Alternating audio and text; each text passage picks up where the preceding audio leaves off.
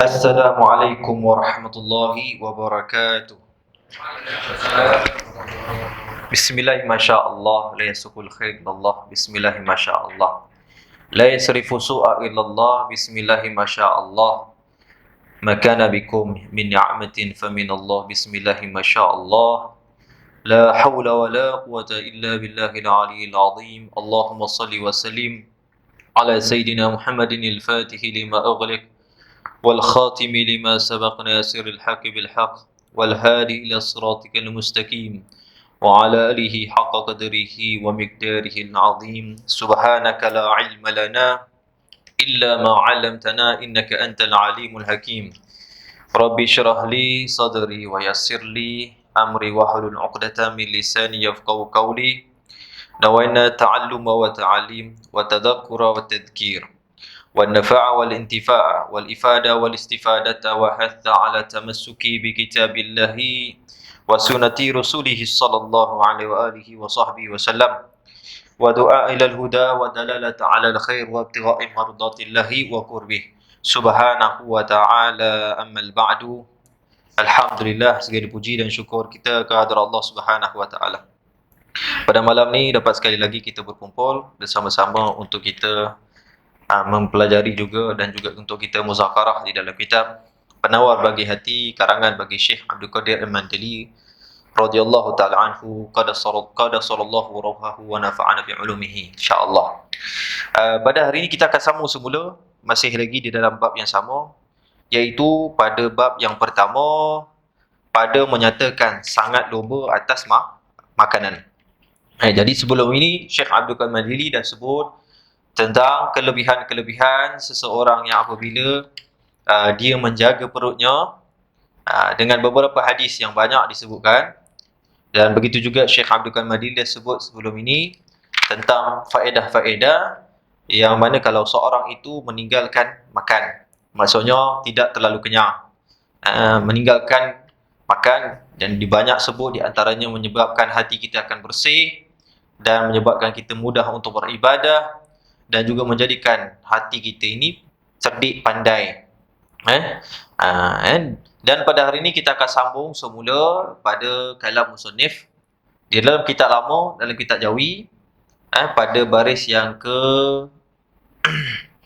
pada baris yang ke-6, pada baris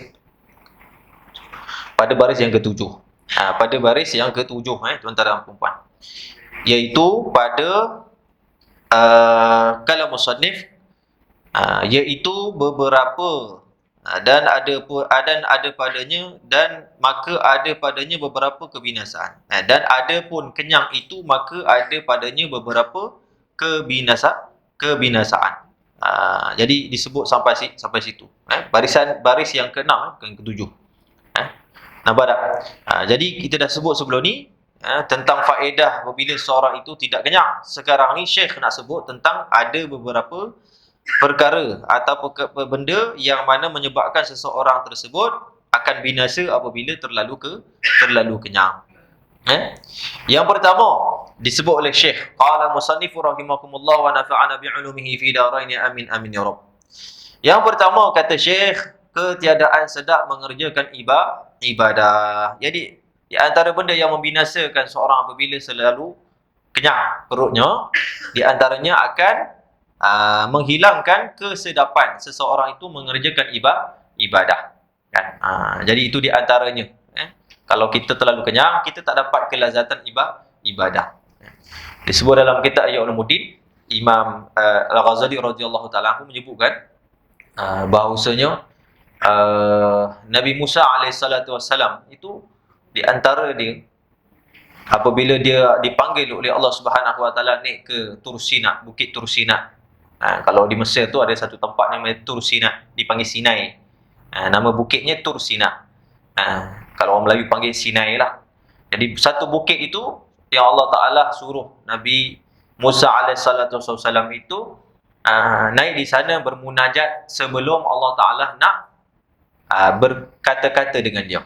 Sebelum Allah Ta'ala nak berbicara dengan Nabi Musa alaihissalatu wassalam, yang mana Allah Ta'ala sebut wa kalamullahu Musa takliman, dan Allah Ta'ala bercakap dengan Musa itu dengan beberapa perkara. Ada beberapa perkataan. Jadi Allah Ta'ala sebut dalam Quran macam tu. Jadi sebelum datangnya peristiwa yang sangat besar dalam kehidupan Nabi Musa alaihissalatu wassalam, Allah Ta'ala suruh Nabi Musa alaihissalatu wassalam duduk di sana selama 40 hari. Duduk di sana selama 40 hari untuk beribadah kepada Allah Subhanahu Wa Ta'ala, munajat kepada Allah Subhanahu Wa Ta'ala. Barulah Allah Ta'ala itu berikan kepadanya keizinan untuk berbicara dengan Allah Subhanahu Wa Ta'ala. Itu di antaranya sebabnya. Jadi Nabi Musa alaihissalatu wassalam ketika 40 hari itu, 40 hari 40 malam, Nabi Musa alaihissalatu wassalam itu tidak ada fikir langsung tentang makanan. Tak ada sedikit pun pernah terlintas kepada makanan. Sehingga ini kata Imam Ghazali radhiyallahu taala anhu menyebabkan Nabi Musa alaihissalatu wassalam itu dapat fokus. Rasa seronok dan rasa lazat di dalam ibadah kepada Allah Subhanahu Wa Taala tanpa dia rasa makan dan minum sedikit pun. Tak pernah dia tak fikir langsung pun, disebabkan tidak makan. Jadi sebab itu kata Imam Ghazali radhiyallahu anhu mengatakan bahawasanya bila seorang itu kurangkan makan, dia dapat kelazatan ibadah. Kan? Jadi pernah satu ketika Nabi Isa juga pernah bermunajat kepada Allah Subhanahu Wa Taala tanpa putus. Nampak tak? Berhari-hari bermunajat kepada Allah Subhanahu Wa Taala. Ketika itu terdetik di dalam hati Nabi Isa alaihissalatu wassalam. Terdetik dalam hati dia. Apa terdetik? Dia kata kalaulah ada di hadapannya itu makanan kan sedap. Macam itulah sebut dalam Ihya Ulumuddin. Maka ketika itu terputus kelazatan ibadah kepada Allah Subhanahu Wa Ta'ala, maka menangis teresak-esaklah Nabi Isa alaihissalatu wassalam. Menangis Nabi Isa. Maka ketika itu datanglah seorang wali min auliyaillah di hadapan Nabi Isa alaihissalatu wassalam, tengok Nabi Isa sedang menangis. Maka katanya wali tersebut, wahai Nabi Allah, kenapa kamu menangis? Kata Nabi Isa alaihissalatu wassalam, aku menangis kerana aku tadi sedang berzikir, sedang munajat kepada Allah, tiba-tiba khatara fi bali, terdetik di dalam hati aku ketika itu adanya, kalau seronoknya ada makanan, kalau aku dapat makan sesuatu. Maka ketika tu secara automatik putus kelazatan munajat aku kepada Allah Subhanahu Wa Ta'ala. Putus munajat aku kepada Allah Subhanahu Wa Ta'ala. Sebab itu aku menangis. Kan? Maka kata Nabi Isa alaihissalam, wahai wali Allah, dia kata, boleh tak engkau doakan kepada Allah Subhanahu Wa Ta'ala. Tawaduk Nabi Isa alaihissalam. Doa, dia Nabi. Tapi dia minta wali Allah ni supaya doakan dia. Nampak tak? Maka menangislah wali tersebut, menangis. Nabi Isa alaihissalam tanya, kenapa kamu menangis? Kata wali tersebut, aku menangis wahai Nabi Isa alaihissalam sebab engkau itu sedang munajat kepada Allah Ta'ala, hanya terfikir tentang makanan, terputus kelazatan kamu beribadah kepada Allah Subhanahu Wa Ta'ala. Sedangkan aku apabila nak makan tak pernah aku kisah langsung. Bila aku nak makan, aku makan. Bila aku nak minum, aku minum. Sebab itu awliya ni, wali ni pernah menangis. Di sini menunjukkan makam Nabi-Nabi ni tak sama dengan makam para wali. Dia punya kelazatan ibadah tu tak sama dengan kelazatan para wali. Arif mereka itu terhadap Allah Ta'ala tak sama dengan arif para wali. Tinggi lagi darjat para nabi. Kan? Jadi sebab tu subhanallah, ini di antara kelazatan-kelazatan yang mana para nabi itu dapat merasakan apabila mereka itu tidak makan. Bila perut mereka kosong, mereka dapat kelazatan. Itu di antaranya. Ya. Sehingga Nabi Musa alaihissalam tu kelazatan dia beribadah kepada Allah Subhanahu Wa Ta'ala, munajat kepada Allah Ta'ala, tatkala dia mendengar suara Allah Subhanahu Wa Ta'ala, itu disebut dalam kitab Syarah Nurul Zalam. Syarah Aqidatul Awam, nama kitabnya Nurul Zalam. Ya. Disebut dalam perempuan kelazatan Nabi Musa alaihissalam ketika mana dia mendengar suara Allah Subhanahu Wa Ta'ala, kalam Allah tu, punya lazat dia sehingga apabila dia turun daripada Bukit Tur Sina, dia temu dengan umat manusia.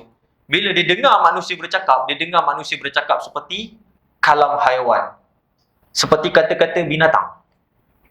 Nak katanya sucinya kalam Allah Subhanahu Wa Ta'ala, agungnya, mulianya kalam Allah Subhanahu Wa Ta'ala, lazatnya, indahnya kalam Allah Subhanahu Wa Ta'ala yang Allah berikan kepada Nabi Musa alaihissalam, sampai Nabi Musa bila setelah baru-baru saja dia mendengar, kalam Allah Ta'ala, kemudian bila dia turun, dia bertemu dengan manusia, mendengar kata-kata manusia seperti percakapan binatang. Macam tu tuan-tuan dan puan, nak kata kelazatan dia beribadah dengan Allah Subhanahu wa Ta'ala. Jadi sebab tu kata Syekh, di antara kebinasaan pertama, ketiadaan sedap mengerjakan ibadah. Jadi jangan terlalu kenyang. Terlalu kenyang kita tak dapat nampak tak, akan zauq, rasanya sedapnya beribadah. Itu di antaranya. Yang kedua, iaitu menambah keinginan nafsu. Apabila kita banyak makan, juga akan menambahkan hawa nafsu kita.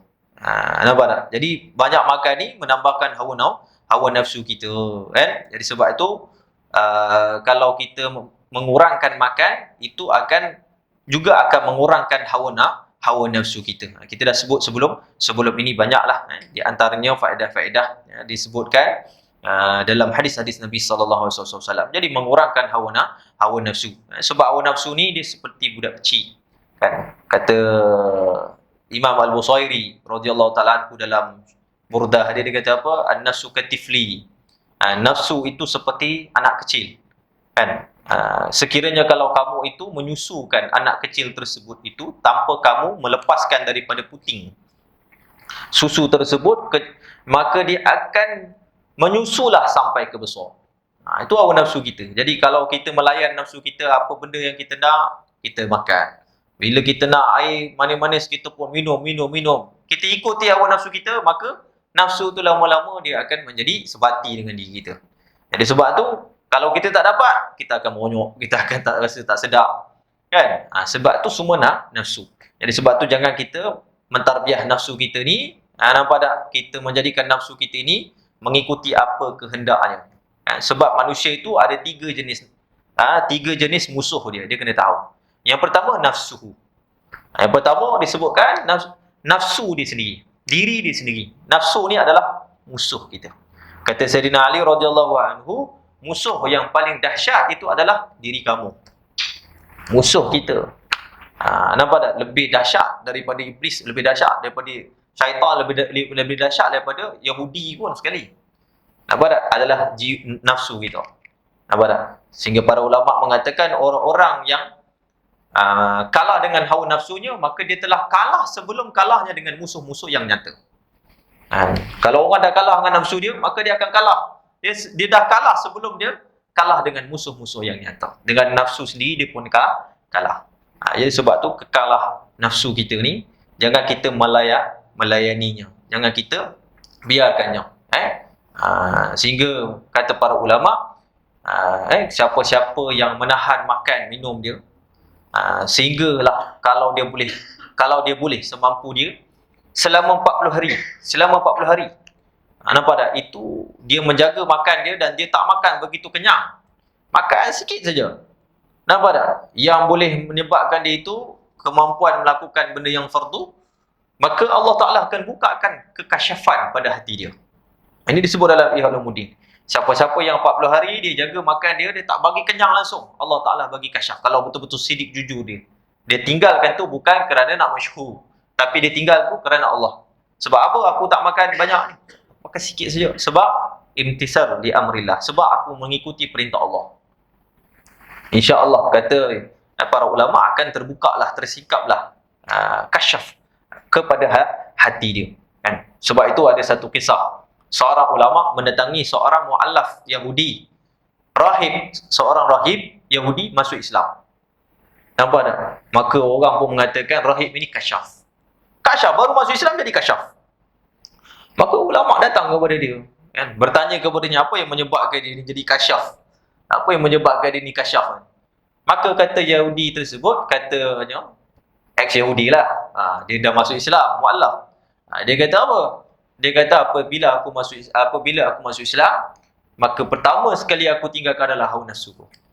Maka apabila hawa nafsuku suruh aku makan, aku berhenti, aku tak akan makan. Apabila hawa nafsuku suruh minum, aku tak akan mengikuti hawa nafsu tersebut untuk minum, kecuali bila aku berhajat sungguh-sungguh. Maka disebab inilah Allah Ta'ala membukakan basirah aku, sehingga beliau itu baru masuk Islam, Allah bagi kasyaf. Ni di antaranya, tuan-tuan. Jadi sebab tu, kalau kita tak layan nafsu kita, maka hijab kita akan terbuka. Allah Ta'ala bukakan hijab. Maksudnya hijab di sini apa? Maksudnya Allah tambah makrifah kita kepada Allah Subhanahu Wa Ta'ala. Allah buka. Kita semakin kenal Allah, kita semakin kenal apa kelembutan Allah, kasih sayang Allah Ta'ala, sifat-sifatnya, menyebabkan kita semakin jatuh cinta kepada Allah Subhanahu Wa Ta'ala. Jadi apabila kita kenal Allah, Allah kurniakan kepada kita tidak akan jahil dengan segala sesuatu yang ada di dunia dan juga di langit. Itu salah satu kelebihan. Sebagaimana kisah tentang Ibrahim Badham. Itu ketika mana dia tengok ada seorang lelaki buta, hudung kakinya dan juga tangannya buta, lalu kulitnya pula bersopak, tompok putih, sopak. Mengatakan Alhamdulillah, Alhamdulillah, Alhamdulillah, Alhamdulillah. Kata Ibrahim Badham, dia datang kepada orang tua tu, dia mengatakan, wahai pakcik, dia kata, bagaimana engkau menyebutkan Alhamdulillah sedangkan engkau ni diuji dengan ujian yang begitu dahsyat ni. Tak semua orang dapat ujian macam kau ni. Dia kata apa? Aku mengucap Alhamdulillah disebabkan oleh wahai Ibrahim. Disebut wahai Ibrahim. Disebut nama. Apa tu? Ibrahim Badham. Wahai Ibrahim. Dia kata sungguhnya Allah Ta'ala ni memberikan kepada aku dua nikmat yang masih Allah tak tarik kepada aku. Yang pertama, Allah jadikan hati aku dapat bersyukur kepada Allah. Yang kedua, Allah jadikan lisan aku ni dapat berzikir, menyebut nama Allah, mengucap Alhamdulillah, memuji Allah Subhanahu Wa Ta'ala. Maka Ibrahim Badham terkejut. Kata Ibrahim Badham, macam mana pakcik kamu boleh tahu nama aku? Maka kata lelaki tersebut mengatakan, munzu araftullah, sejak aku kenal Allah, araftu kulla syai', aku mengenal segala sesuatu. Walaupun buta mata dia, tapi dia dapat kenal. Itu Ibrahim Badham. Ini salah satu karamah yang Allah Ta'ala bagikan. Di antaranya Imam Abdullah Al-Haddad. Itu buta ketika umur 4 tahun. Tapi tengok kitab dia ada berapa banyak. Disebutkan mu'alafat Imam Al-Haddad. Nampak tak? Berbelas kitab yang dia tulis. Kalau Nasa'i Diniyah tu kitab dia yang paling tebal. Itu kitab Imam Al-Haddad. Nampak tak? Itu beratus muka surat. Bayangkan, buta matanya ketika umur 4 tahun. Tapi tak buta basirah. Tak buta basirah. Itu Imam Abdullah bin Ali Al-Haddad. Nampak tak? Sehingga kan Imam Abdullah Al-Haddad juga ada syair-syair dipanggil Dewan Al-Haddad. Syairnya itu beribu bait abyad. Bayangkan, buat syair-syair itu semua tu macam mana? Sehingga Imam Abdullah Al-Haddad pernah sebut, dia kata tidak ada satu hadis Nabi SAW pun terlepas daripada aku kecuali aku tahu dan aku mengamalkannya. Bayangkan tuan-tuan dan perempuan, kita ni yang celik mata tuan-tuan dan perempuan, kitab hadis kat rumah kita pun belum tentu semua ada. Kita yang pencelik mata ni, bahkan kitab hadis yang ada dekat rumah kita, contohlah hadis Arba'in Nawawi, hadis 40 tu pun belum kita pernah khatam lagi, belum kita pernah baca lagi, belum kita tahu dan kita tak hafal pun. Imam Abdullah Al-Haddad buta ketika umur 4 tahun. Tapi itulah kurniaan Allah Ta'ala bagi kepada hamba-hambanya yang bersungguh-sungguh. Walaupun dia buta, subhanallah, Allah Ta'ala kurniakan dia macam tu. Inilah tuan-tuan dan puan-puan. Katanya, jadi ulama-ulama dulu ni subhanallah, mereka sangat-sangat menjaga diri mereka, berusaha sungguh-sungguh. Dan begitu juga dikatakan, kata Syekh, kita tengok dalam kitab. Kedua, menambahkan keinginan nafsu. Dia akan menambahkan keinginan nafsu kita. Sebab itu kata Imam Zunul Al-Masri mengatakan, ma syaba'tu qat illa asaitu bi ma'siyatin au hamamtu bi ma'siyatin. Kata Imam Zunul Al-Masri, dia kata tidaklah aku kenyang sekali, nampak tak, kecuali aku akan ada keinginan, kecuali aku akan bermaksiat kepada Allah dan aku ada keinginan nak bermaksiat kepada Allah Subhanahu wa Ta'ala. Jadi kenyang ni sebenarnya dia akan membawa kepada seorang itu banyak akan buat maksiat. Jadi kalau kita banyak maksiat, jawapannya apa? Stop makan. Sebab itu kalau orang berpuasa itu lebih afdal. Untuk mengekang nafsu dia, mengekang nafsu dia. Kalau dia tidak boleh mengekang nafsu dia, berpuasa. Nabi SAW mengatakan, man istata'a minkum ba'a falyatazawwaju.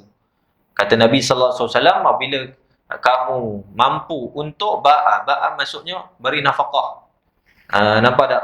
zahir dan juga batin, maka bernikahlah, kata Nabi sallallahu alaihi wasallam. Kalau tak mampu, kata Nabi SAW, maka hendaklah kamu berpuasa. Falyasum, kata Nabi SAW, fa'innahu lahu wija'au, kama qala Rasulullah. Kerana sesungguhnya puasa itu adanya benteng. Dia boleh mengekang nafsu kita ni. Jadi sebab apa? Sebab bila kita tak makan, maka ketika itu kita akan kurang nafsu kita. Nampak tak? Itu di antaranya, kan?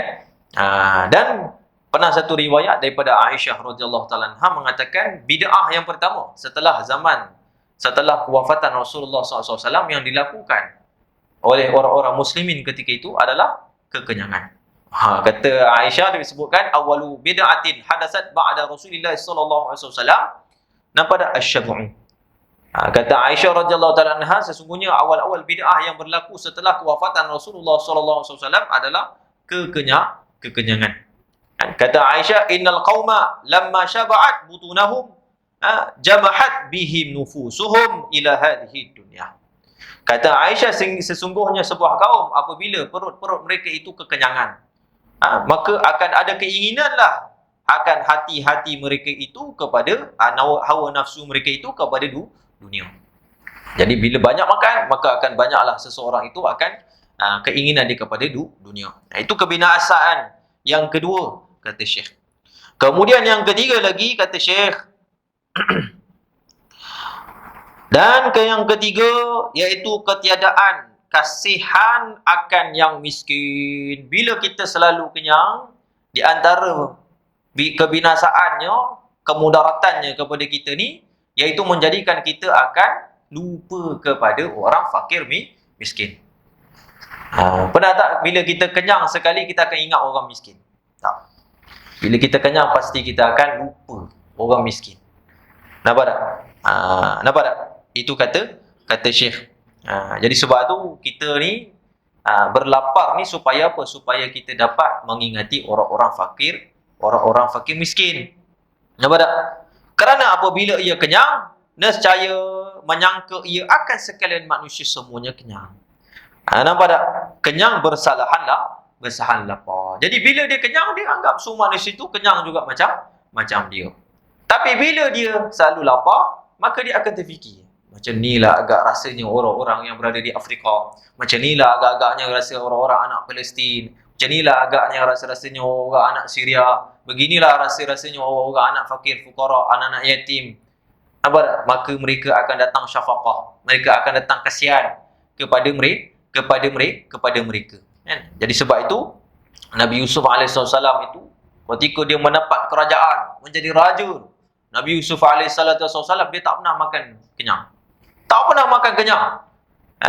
Maka orang pun bertanya kepada Nabi Yusuf AS mengatakan, lima taju'u fi wa fi yadika khazainu wa fi yadika khazainul ardi. Nampak tak? Wahai Nabi Allah Yusuf AS, kenapa engkau ni tak pernah kenyang? Kalau kau makan sikit saja. Kenapa? Sedangkan kau ni di hadapan kau tu Allah bagikan berbagai khazanah dunia. Allah bagi. Kau adalah seorang raja, Allah bagi macam-macam kepada Nabi Yusuf alaihissalam. Apa kata Nabi Yusuf alaihissalam? Akhafu an ashba'a fa ansa al-ja'i'a.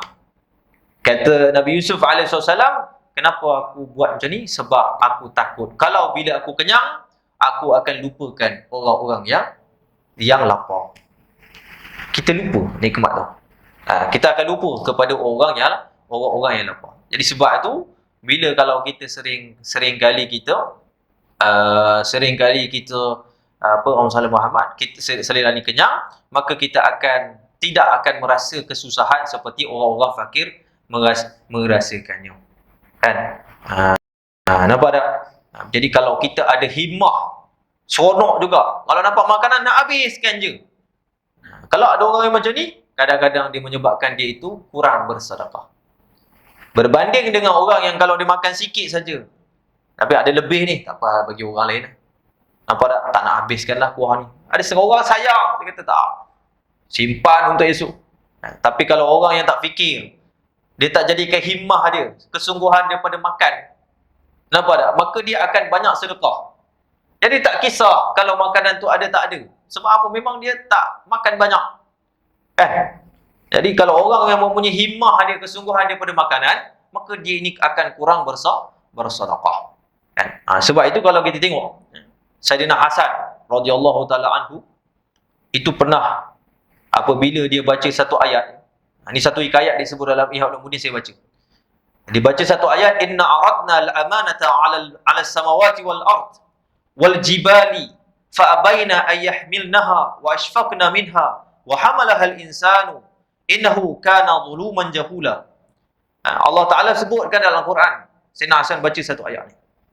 Nampak tak dalam satu ceramah dia? Sesungguhnya Allah Taala telah mempamerkan akan amanah. Allah Taala telah turunkan amanah kepada langit-langit. 7 petala langit Allah Taala turunkan amanah. Dan juga bumi-bumi dan juga gunung kanang, fa abaina, semuanya tak nak. Bila Allah nak turunkan amanah kepada dia, tak nak dia. Semua dia tak nak. Nampak tak? Wa ashfaqna minha, dan dia rasa sangat takut daripada amanah tersebut. Tetapi wa hamalaha al-insan, tetapi bila diturunkan amanah kepada manusia, manusia itu sanggup memikul amanah tersebut. Innahu kana zaluman jahula, sedangkan manusia itu kebanyakan mereka orang-orang yang menzalimi, melaku zalim, dan juga orang-orang yang jahil. Maka dia pun syarah daripada ayat ni, Sayyidina Hasan radhiyallahu taala anhu, dia kata apa? Aradaha 'ala samawati sab'at tibaqi tariqil lati zayyanaha bin nujumi. Dia kata bahawasanya Allah Ta'ala telah memberi keamanah kepada langit-langit. Nampak tak? Seluruh daripada tabaqat, daripada lapisan-lapisan langit yang 7 itu semuanya yang dihiasi dengan daripada bintang-bintang. Wa hamalatul arsyil azim, dan juga hamalatul arsyil azim, para malaikat yang memikul arasy azim yang besar itu. Maka Allah pun berkata kepadanya, atahmilinal amanata bima fiha. Wahai langit-langit, wahai arash, nak tak kamu pegang amanah yang aku nak bagi kepada kamu ni? Nampak tak? Maka langit-langit, arash pun berkata kepada Allah. Dia mengatakan, wa ma fiha, wahai Allah, apakah amanah tersebut? Allah pun jawab, in ahsanti juzaiti jazaiti. Sekiranya kalau kamu melakukan kebaikan, kamu dapat pahala. Wa in asa'ti uqibti. Sekiranya kalau kamu itu melakukan kejahatan, maka kamu akan disiksa. Maka semua langit-langit dan aras pun mengatakan, la, kami tak nak. Katanya tak nak. Summa arada 'alal ardi kadzalik. Kemudian Allah pun pamerkan, beritahu kepada bumi, mengatakan, kamu nak tak amanah? Sama juga dia kata, oh tak nak. Kalau amanah ni kami tak nak. Tak nak. Nampak tak? Maka sampailah kepada manusia, maka mereka inginkan akan amanah tersebut. Maka kata Sayyidina Hasan radhiyallahu taala anhu, dia kata sedangkan manusia ni dia sanggup nak memikul amanah tu, innahu kana zaluman li nafsi. Kebanyakan mereka itu suka zalim diri mereka sendiri. Maksudnya mereka banyak buat maksiat. Mereka berani nak pikul amanah ni, tapi mereka banyak maksiat pada Allah Taala. Jahulan bi amri rabbih, dan sedangkan mereka juga dalam keadaan sangat jahil tentang apa yang disuruhkan oleh Allah Taala.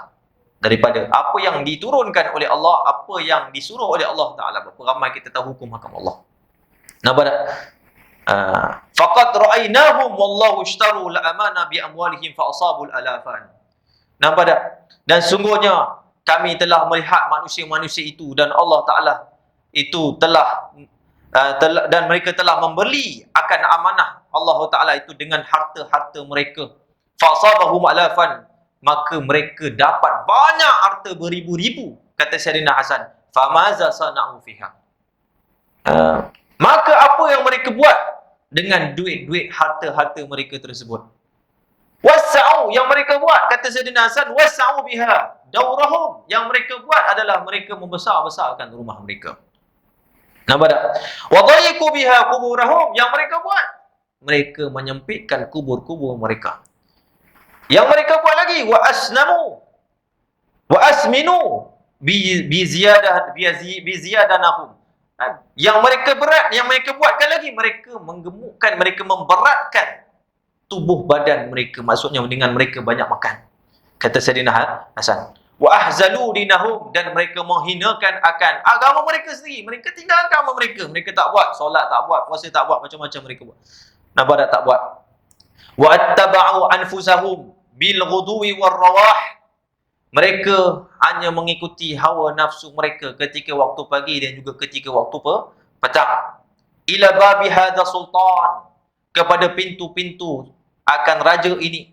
Yata'arradu lil bala wa hum minallahi fil afiyah. Sedangkan mereka itu mempamerkan diri mereka itu kepada bencana, bala, bencana. Apabila mereka buat kezaliman ini, sebenarnya mereka mempamerkan diri mereka, mereka menyebabkan mereka itu akan dapat bala, bencana, sedangkan mereka rasa afiah. Rasa macam normal saja, tak ada masalah. Apa dah? Maksudnya lalainya mereka ni. Dengan kejahatan mereka buat tu, sebenarnya mereka sudah mempamerkan bala bencana yang akan datang kepada diri mereka di dunia dan juga di akhirat. Kenapa dah? Itu dikatakan. Maka kata beliau lagi, ya ghulam, dia pun nasihatlah seorang budak dekat situ, Sayyidina Hasan. Kenapa dah? Kamu mendatangkan makanan sehingga menghadamkan makanan dalam perut kamu. Ya luqa, wahai orang-orang yang tidak bijak. Sesungguhnya apakah makanan-makanan kamu itu telah menghadam sebetulnya innama dinuka tahdamu. Hanya saja sebenarnya bila kamu menghadamkan makanan kamu, maksudnya kamu mengenyangkan perut kamu, sebenarnya kamu telah tahdamu, kamu juga telah menghadamkan juga agama kamu. Itu kata Sayyidina Hasan. Ainal fakir? Di manakah orang-orang fakir? Maknanya, pergilah cari orang fakir. Cari orang fakir. Ainal armalah? Di manakah ibu-ibu tunggal? Ainal yatim? Di manakah anak-anak yatim? Ainal miskin? Di manakah orang-orang miskin? Alladzi amarakallahu bihi ta'ala. Sedangkan Allah Ta'ala perintah kepada kamu untuk pelihara orang-orang ni. Cari mereka. Jadi sebab tu jangan banyak makan. Makanan apa yang ada kat rumah kita, tuan-tuan dan perempuan, banyakkan sedekah lah. Banyakkan sedekah. Dan bila kita kurangkan makan, maka kita ada rasa fikir kepada orang fakir miskin. Sebab mereka ada yang tak makan, tuan-tuan dan perempuan. Nampak tak? Jadi sebab tu, tuan-tuan dan perempuan, zaman sekarang ni ada. Bila kita tengok di YouTube, bila kita tengok di Facebook, barulah kita tengok, oh, ada orang-orang ni tak ada rumah langsung. Macam mana makan dan minum dia, tuan-tuan dan perempuan. Jadi sebab tu jangan kita banyakkan makan. Bila kita banyak makan, habis makanan kita. Duit kita pun habis, kita nak infak apa? Jadi sebab tu, apa yang ada makanan pada kita, infaklah. Sebab tu setengah ulama salaf. Kata Imam Ghazali radhiyallahu anhu, ulama salaf ni, kalaulah mereka nampak banyaknya makanan-makanan kat rumah, mereka memang sedih. Kalau tengok dapur, buka peti ais sup. Zaman dulu tak ada peti ais. Tapi malah dapur mereka. Kalau mereka nampak dapur mereka tu penuh dengan makanan, sedih dah mereka. Mereka dah mula sedih dah, mula risau. Kebanyakan mereka keluarkan makanan-makanan tersebut, mereka infak, pergi masjid. Mereka infak pada anak-anak yatim, orang-orang fakir miskin. Apa dah? Sekiranya kalau mereka datang ke pasar, tengok, mereka datang ke dapur mereka, kalau tidak ada makanan, farihu, mereka akan gembira. Kata Imam Ghazali, mereka akan gembira. Selamat aku. Itu kata Imam Al-Ghazali. Jadi itulah di antaranya. Baik. Jadi kalau kita banyak makan, maka kita juga akan kurang bersedekah, kita juga akan kurang mengingati orang-orang fakir miskin. Sebab itu Sayyidina Hasan pernah menyebutkan, wallahi laqad adraktu aqwaman in kana rajul minhum la yumsi wa 'indahu min at-ta'am ma yakfihi walau syaa la akalahu fayaqulu Allah la aj'alu hadha kulluhu li batni hatta aj'alu ba'dahu lillah. Disebut oleh Sayyidina Hasan, aku telah menemukan beberapa kaum sahabat Nabi SAW, salah seorang daripada mereka, yang mana mereka itu kalaulah ada makanan yang mencukupi untuk malam tersebut, sepatutnya malam ni mereka nak makan ni. Nampak tak? Walau syaa la akalahu, kalaulah mereka nak makan, nescaya mereka boleh makan malam tersebut. Tetapi mereka mengatakan, wallahi demi Allah, nampak tak? Sesungguhnya aku tidak akan menjadikan semua makanan ni dalam perutku. Dan aku menjadikan semua makanan ni dalam perutku, tetapi aku menjadikan separuh daripada makanan ini untuk setengah orang yang memerlukan. Kerana Allah Subhanahu wa ta'ala. Sebab itu Sayyidina Umar Khattab radhiyallahu anhu juga pernah melihat ada setengah orang, ada seorang, dan juga riwayat hadis Nabi SAW. Nabi SAW pun pernah tengok. Ada seorang lelaki, Nabi SAW tengok dia berisi badan. Maka Nabi SAW mengatakan, alangkah indah sekiranya kalau badan kamu ini, perut kamu ini ada bahagian untuk orang lain. Maksudnya apa? Kamu ada makanan banyak. Nabi SAW tahu dia ada makanan banyak. Maka jadikanlah makanan-makanan tersebut itu untuk disedekahkan. Kan? Jadi sebab tu jangan kita tamaklah tuan-tuan dan puan-puan. Sebab tu Nabi SAW ajar kita kaedah. Ta'amul isnin, kafi salasa, ta'amul thalatha, kafi arba'ah. Makanan untuk 2 orang, mencukupi untuk 3 orang. Makanan untuk 3 orang, mencukupi 4 orang. Jadi kalau setiap kali bulan-bulanan tuan-tuan dan puan-puan, kita cuba amal ni. Kita belajar hari ni tuan-tuan dan puan-puan, setiap kali kita beli makanan kita, pergi Maidin contohnya. Tuan-tuan dan puan-puan, beli bawa makanan, pastikan ada makanan untuk jiran. Pastikan ada makanan juga untuk orang fakir miskin. Kalau kita beli tin susu, nampak tak? Biasa kita beli 1, belilah 2. Untuk jiran-jiran kita yang susah. Adik-beradik kita yang khususnya. Amalkan tuan-tuan dan puan-puan. Sebab ini di antara benda yang paling afdal tuan-tuan dan puan-puan. Amalan bersedekah. Kata Nabi SAW, ittaqun nar wala bisyikki tamar. Kata Nabi SAW, selamatkan diri kamu daripada api neraka walaupun kamu bersedekah dengan separuh biji tamar. Separuh biji tamar pun boleh selamatkan kamu daripada api neraka. Jadi jangan tunggu-tunggu tuan-tuan dan puan-puan. Ada lebihan dekat dapur kita, rumah kita, infak tuan-tuan dan puan-puan. Kata Sayyidina Abdul Qadir Al-Jalani, dia mengatakan bahawasanya li'an at'am li'an at'am al-ja'i ahabbu ilayya min qiyamil laili 70 sanatan.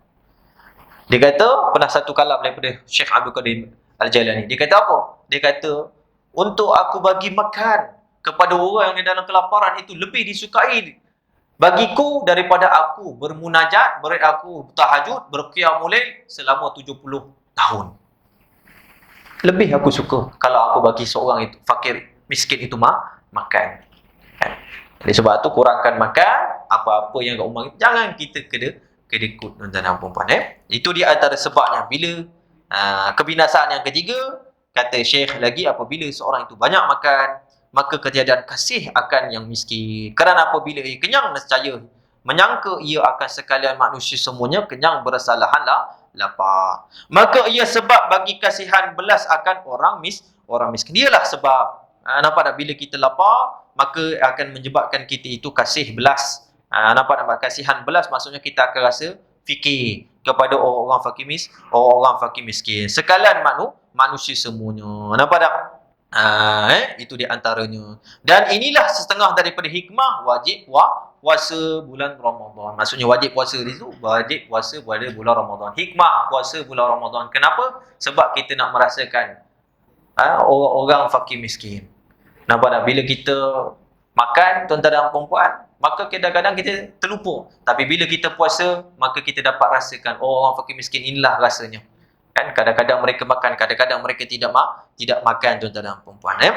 Kemudian yang keempat, kebinasaannya lagi, lemah daripada mengingat akan ilmu yang memberi manfaat. Di antaranya juga melemahkan hafalan kita, melemahkan ilmu kita, tuan-tuan dan puan-puan. Jadi kalau kita banyak makan, menyebabkan kita ini akan kurangnya ilmu dan juga hikmah. Sebab itu disebutkan dalam satu hadis, Nabi SAW mengatakan, man aja'a batnahu, siapa yang melaparkan perutnya, kata Nabi SAW, azamat fiqratu, maka akan besarlah mindanya, fiqrahnya. Nampak tak? Wafatuna qalbuhu, dan nescaya akan cerdiklah hatinya, kata Nabi SAW. Jadi kalau orang yang banyak makan, lembab otak dia, tuan-tuan dan puan-puan. Jadi sebab itu kalau kita tengok orang-orang yang kurang makan, kita akan tengok mereka jadi banyaknya ulama-ulama. Imam Ghazali tu kurang makan, tuan-tuan dan puan-puan. Sebab tu dia jadi hujatul Islam. Sehingga beliau itu sebut dalam manaqibnya, Imam Al-Ghazali pernah ketika dia belajar di Madrasah Nizamiyah di Baghdad. Mosul atau Baghdad, saya tak ingat satu tempat lah. Nampak tak? Madrasah Nizamiyah, salah satu madrasah di situ. Jadi dia ni dihantar oleh kawan ayah dia. Ayah dia sufi. Jadi bila ayah dia meninggal, Imam Imam Al-Ghazali radhiyallahu anhu dia mewasiatkan kepada sahabat dia seorang sufi untuk tengok nampak tak Imam Ghazali dan juga adiknya Imam Ahmad. Maka dibawalah mereka itu dijaga. Akhirnya kawannya sufi ni tak boleh tak boleh dah nak apa tu nak tanggung sebab dia pun susah juga. Akhirnya dihantar kepada madrasah nizamiyah. Maka pernah satu ketika Imam Al-Ghazali ni susah, tak ada orang infak pada dia. Tak ada apa nak makan. Maka dia pun jumpa ada rumput-rumput di kawasan berkeliling daripada kawasan-kawasan madrasah tersebut, rumput dia ambil dia makan. Ini Imam Ghazali. Sampai satu tahap macam tu. Begitu juga Imam Syafi'i. Subhanallah. Jadi alimul Quraisy, orang yang teralim di kalangan orang Quraisy setelah Nabi Muhammad sallallahu alaihi wasallam. Ada satu riwayat hadis Nabi SAW mengatakan bahawasanya ada satu zaman nanti akan datang seorang alim Quraisy yang la ilmahu, ilmunya itu memenuhi timur dan juga barat. Nampak tak? Sahabat-sahabat cari siapa Quraisy ni? Tak jumpa. Tabi'in tak jumpa. Tabi'in tak jumpa. Bila sampai ulama salaf, di antaranya Imam Syafi'i, ternyata sehingga para ulama mengatakan Imam Syafi'i lah yang dimaksudkan oleh Nabi Muhammad sallallahu alaihi wasallam. Sebab begitu alimnya Imam Syafi'i. Sebab itu kita tengok mazhab dia adalah paling ramai sekali menganut dalam dunia ni. Di Indonesia terutama. Sebab Indonesia ni paling ramai umat muslimin. Nampak tak? Jadi Imam Syafi'i punya mazhab ni adalah mazhab yang paling terbesar di dunia, tuan-tuan dan puan-puan. Di Yaman kebanyakannya Syafi'i. Malaysia semuanya Syafi'i. Thailand Syafi'i. Nampak tak tuan-tuan dan puan-puan? Mesir banyakkannya Syafi'i. Syria banyakkannya Syafi'i. Syekh Ramadan Al-Buti, mantan mufti Jumhuriyah Syria Syafi'i. Syekh Ali Jumaah, mantan mufti Mesir, itu pun Syafi'i. Banyaknya ulama-ulama besar Syafi'i, tuan-tuan dan puan-puan. Jadi ini mengatakan bahawasanya Imam Syafi'i itu memang betul lah yang disebut oleh Nabi SAW, seorang alim Quraisy, orang alim di kalangan orang Quraisy. Adalah Imam Asy-Syafi'i. Di antaranya disebut dalam satu manaqib Imam Syafi'i. Mengatakan di antaranya, tak silap saya, Tabaqat Syafi'iyah, bukan Tabaqat Syafi'iyah. Ada satu kitab manaqib Imam Syafi'i. Di antara hikmah menyebabkan Imam Syafi'i ini menjadi orang alim, disebabkan Imam Syafi'i ketika kecil dia pernah bermimpi Rasulullah. Mimpi Rasulullah SAW. Rasulullah SAW kata, iftah famak, buka mulut kau. Maka Nabi SAW ludah. Dalam mimpi tu Rasulullah SAW ludah masuk dalam mulut Imam Syafi'i. Maka Imam Syafi'i itu dia antara orang yang alim di dalam lughah, fasih di dalam lughah dan juga fasih dalam jenis ilmu apa pun. Itulah Imam Syafi'i. Kan? Subhanallah. Jadi ulama-ulama besar kita tengok, subhanallah, semua hidup susah. Tak ada yang hidup senang. Mereka tu subhanallah, maka mereka menjadi orang yang besar.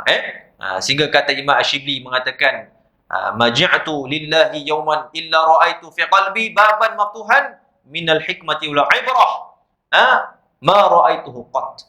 Tidaklah aku ini lapar satu hari kecuali aku akan melihat nampak tak satu pintu daripada hikmah dan juga pengajaran yang tak pernah aku lihat sebelum ini. Jadi sebab itu kalau kita banyak kenyang, kita tak nampak hikmah. Jadi itu di antara kebinasaan yang disebutkan oleh Syekh, iaitu akan melemahkan daripada mengingat akan ilmu. Dan yang kelima, iaitu bahawasanya orang yang sempurna iman itu pergi datang ia kepada masjid, dan orang yang banyak kenyang itu lagi datang ia kepada jamban. Jadi kata Syekh kata, orang-orang yang selalu kurang kenyang, dia akan tengok dia akan pergi banyak ke masjid. Jadi sebab apa? Sebab dia akan lebih banyak pergi masjid, maksudnya dia lebih lama duduk kat dalam masjid. Berbeza dengan orang yang kenyang, kadang-kadang dia keluar, kejap-kejap dia pergi sana. Kejap-kejap sebab apa? Sebab perut dah penuh tu dalam buat. Kan? Tapi kalau dah ada sejuk, sebab memang buka aircon sejuk, saya pun menggigil ni. Tu tak apa. Nampak tak? Tapi sebab minum banyak, sebab makan banyak, tu lain cerita. Ini mungkin termasuk yang dimasukkan oleh Syekh Abdul Qadir Al-Mandili. Kan? Jadi bila orang yang makan sikit, dia akan senang ibadah. Sebab tu saya kalau pergi umrah dan tidak berubah, saya cakap dengan jemaah, makan sekadar yang boleh, minum sekadar yang boleh, jangan terlalu minum banyak sangat. Sebab kejap lagi kalau memang susah, kalau dah batal wuduk, memang susah. Kalau dah batal wuduk, kejap lagi kalau nak buang, Nampak tak terpaksa cari. Dah terpaksa kami jemaah, terpaksa tunggu kadang-kadang. Nampak tak? Nak tunggu kejap lagi, kat sa'i kejap lagi ada. Macam-macam. Jadi akan melewatkan lagi, nampak tak, yang kadang-kadang kita bawa orang tua, kita bawa orang yang kurang kemampuan, yang kadang-kadang tak boleh nak berdiri lama.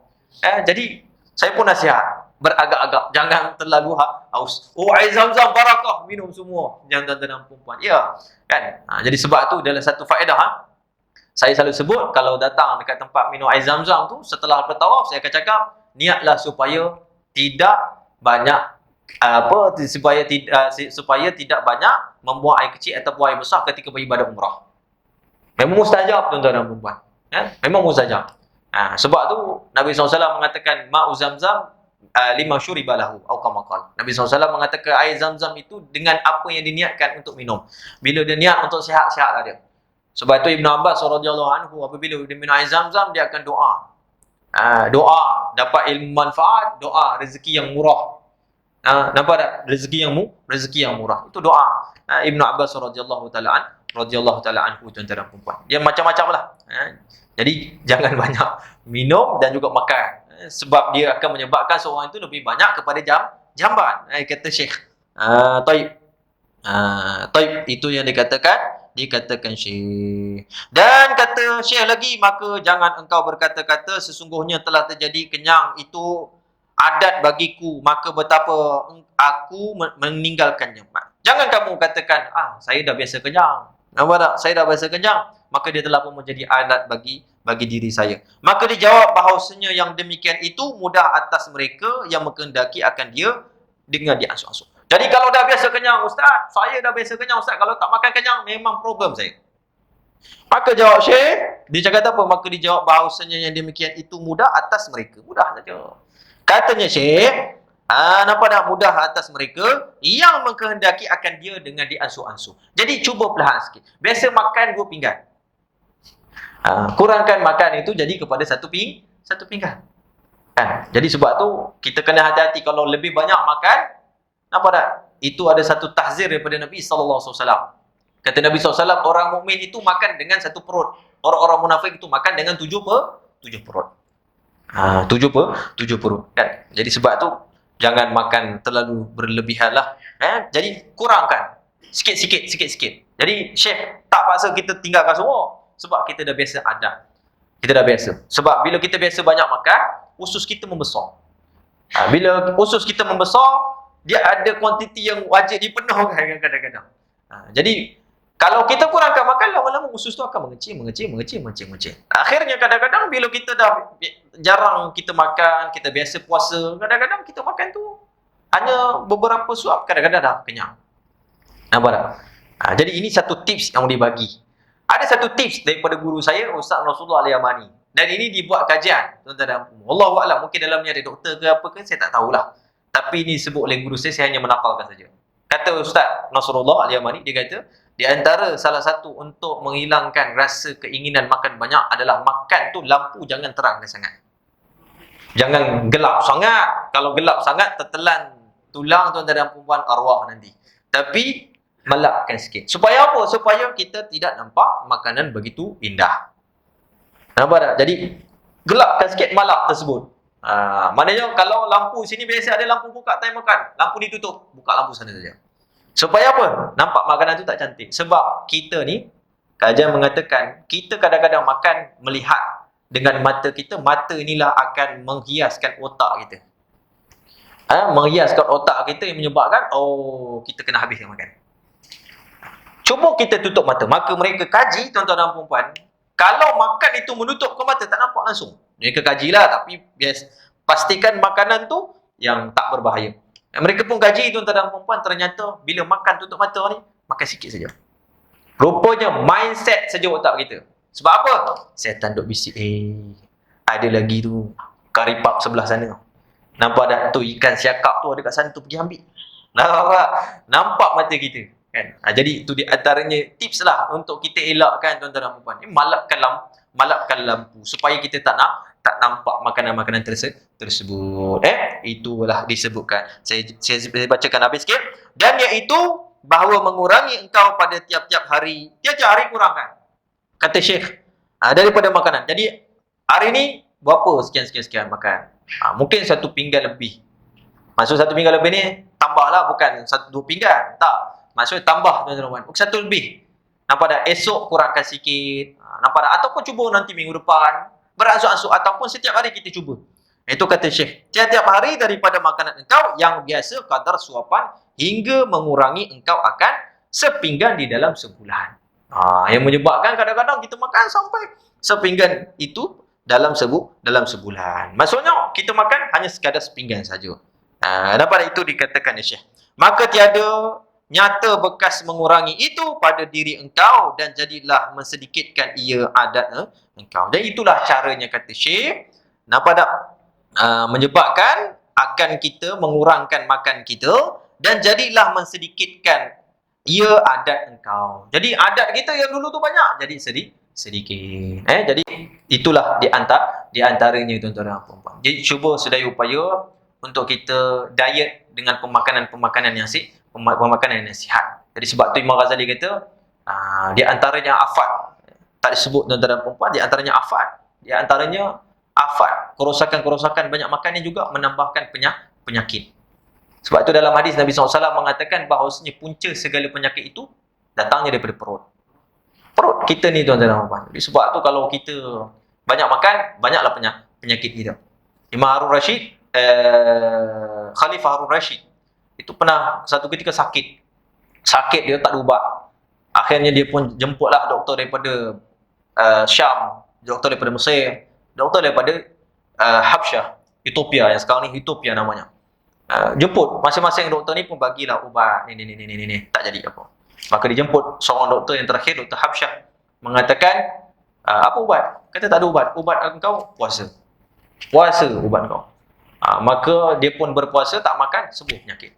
Sebab tu ada satu kajian di Jepun, saya pernah baca, mereka mengkaji orang-orang yang berpuasa ni, kalau ada penyakit kanser dapat mengurangkan sel kanser dia. Wallahualam. Dan mereka tengok tuan-tuan dan puan-puan, sel kanser tu tak dapat bercambah. Sebab kadang-kadang sel kanser tu bertambah dengan sebab adanya makanan-makanan yang diproses dari perut kita. Ini salah satu kajian ilmiah yang kita boleh samakan yang apa yang diajarkan oleh Islam tuan-tuan dan puan-puan itu menyama. Jadi itu sebab tu Nabi sallallahu alaihi wasallam itu suruh kita makan yang simple-simple, jangan berlebihan. Jadi itu yang disebutkan. Jadi kita habiskan sikit tuan-tuan dan puan, minggu yang akan datang kita akan baca bab yang lain. Dan ketahui olehmu bahawasanya sedikit makan itu 3 pangkat. Ada 3 darjah. Yang pertama, secara laju kita baca ya. Pangkat siddiqin, iaitu menyimpankan atas kadar yang memelihara badannya daripada binasa. Jadi pangkat sedikit ni, cara makan dia apa? Supaya jaga roh dia. Supaya tak matilah. Nampak tak? Itu para pangkat sedikit. Sebab apa mereka makan? Sebab nak jaga roh mereka.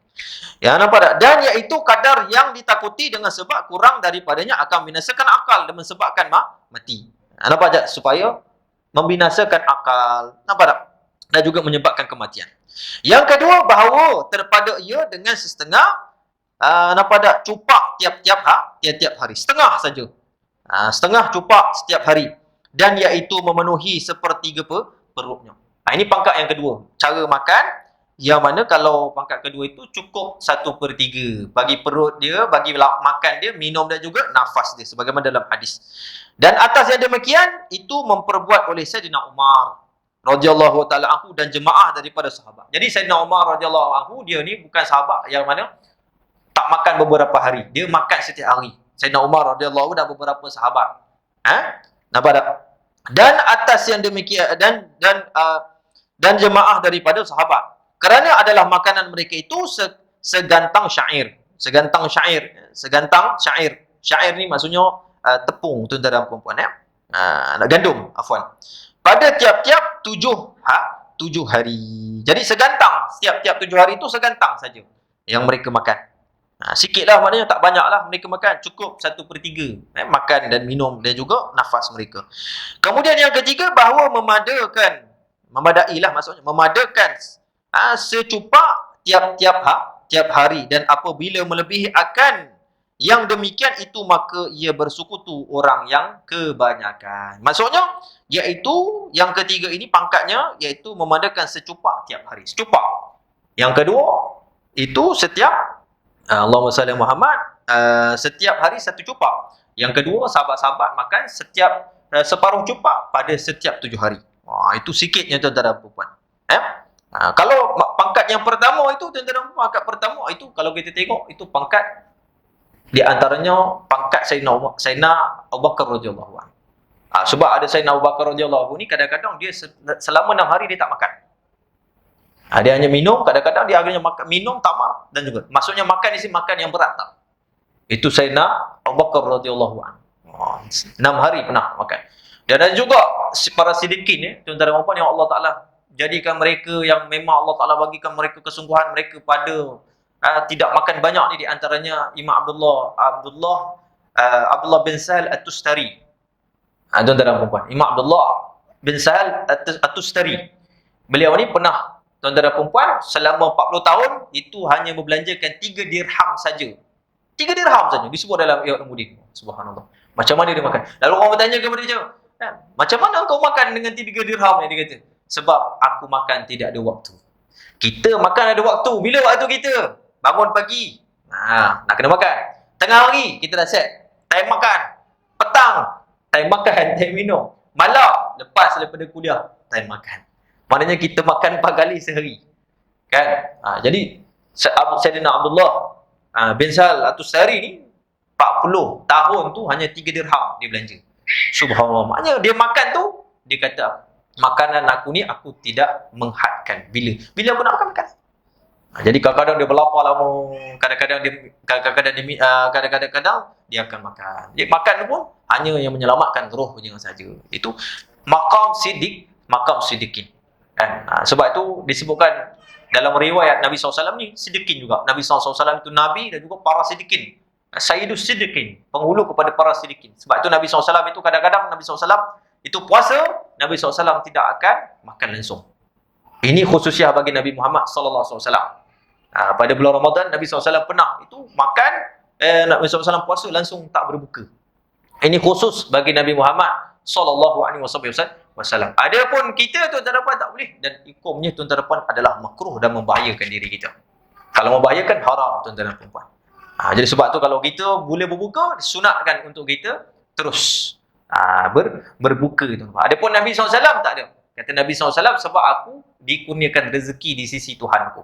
Jadi Nabi SAW tu kadang-kadang rasa kenyang dengan zikir, dengan macam-macam, dengan amalan soleh Nabi SAW buat. Itu Nabi SAW. Jadi yang ketiga ni, pangkat yang ketiga, iaitu setiap hari secupak.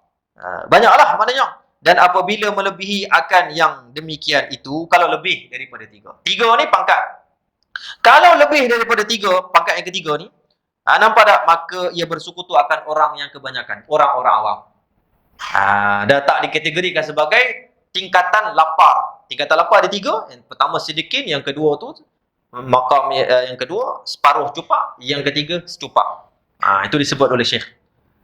Dan sama macam orang awam. Dan masuklah di dalam membanyakkan makanan. Dia seperti orang yang banyak makan.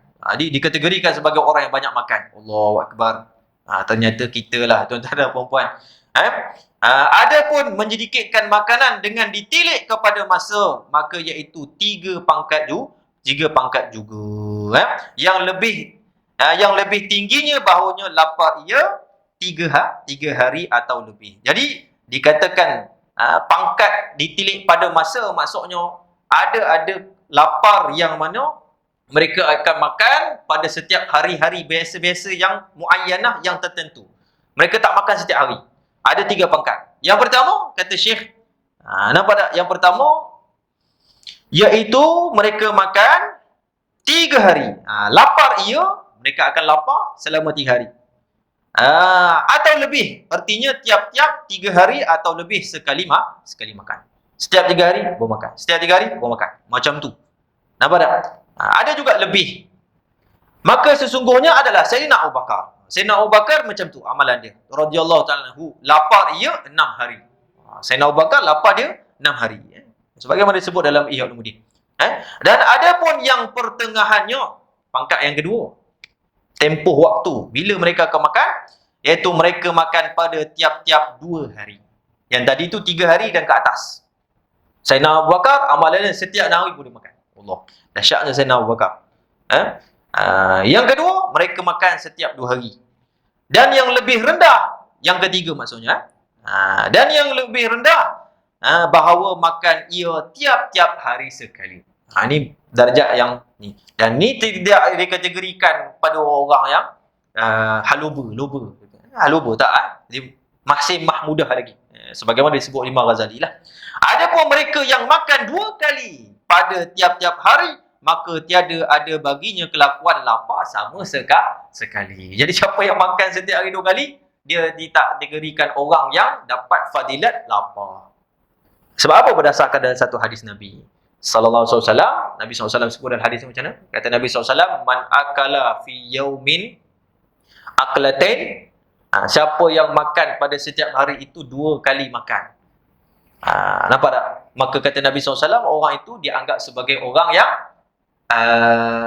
israf. Fahuwa israf. Maka itu adalah israf. Israf maksudnya orang yang dah lebih makan. Allah Ta'ala sebut dalam Quran, wala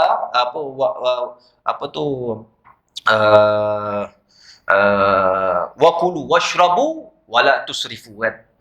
Makanlah dan minumlah, tapi jangan berlebih-lebih. Jangan berlebih-lebih. Jadi tingkatan lebih-lebih tu yang ditobek oleh Nabi SAW. Nabi kata makan 2 kali sehari. Man akala fi yaumin aklatain fahuwa israf. Atau kama qala dalam hadis. Itu mafhum Nabi SAW sebut hadis. Jadi itu dalilnya daripada Nabi sallallahu alaihi wasallam. Jadi makan satu hari 2 kali israf, tuan-tuan dan puan-puan. Jadi itu dikatakan. Adapun mereka yang makan 2 kali setiap hari, maka tiada ada baginya kelakuan lapar sama sekali, dan adalah ia meninggalkan kelebihan lapar. Wallahu a'lam. Ada pertanyaan? InsyaAllah. Ada apa-apa? InsyaAllah.